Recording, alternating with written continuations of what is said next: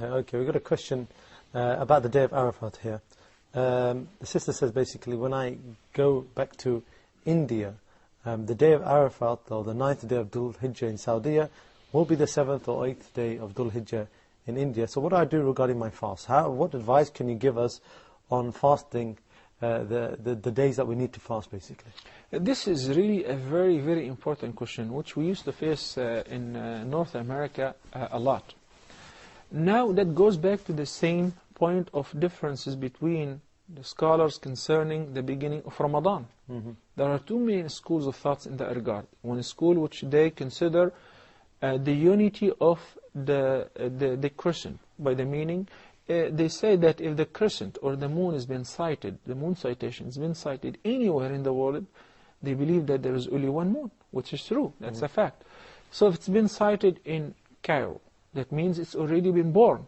So the neighbor countries, such as Saudi Arabia, Sudan, Syria, etc., they don't have to bother and make an effort. If they couldn't see the moon because of a cloud, or because of darkness or smoke, it's been already sighted. So everybody should follow the first country which sighted the moon, based on the fact that the Prophet ﷺ said, "Sumu li ru'yatihi wa aftiru li ru'yatihi." And based on the same hadith, the other school of thought relied on, well, we could not sight the moon ourselves. And we are an independent country, or an independent nation. And of course, in the past, that the Meccans wouldn't have an access via phones or cell phones or satellite to know whether the Medina people have sighted the moon or not. And you can imagine the difference, the time difference, and how many hundreds of miles they have to travel before they get to know about each other. So they said that each country has its own independent moon citation. And these two opinions are both valid. While we have to keep in mind one thing.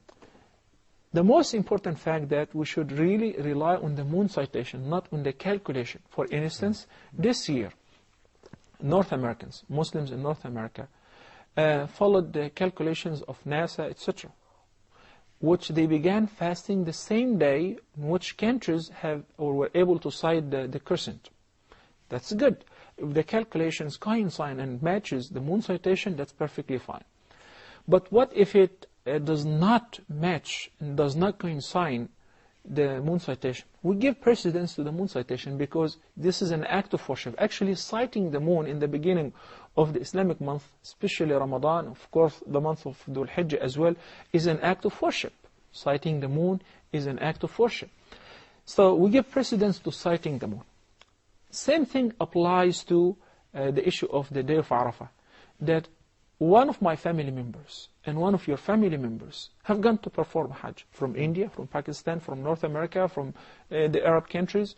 They are all following the country which has the Kaaba, right? The Holy Lands.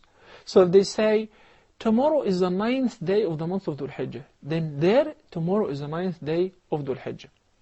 If other countries rely on the moon citation in this country, that solves the problem. But if they do not, and if this is their practice during Ramadan and during the month of Dhul Hijjah, and say, we sight the moon by our own selves, and they could not sight the crescent or the moon, then if you follow them, you're perfectly fine. Unless if they say that we only rely on calculations. Because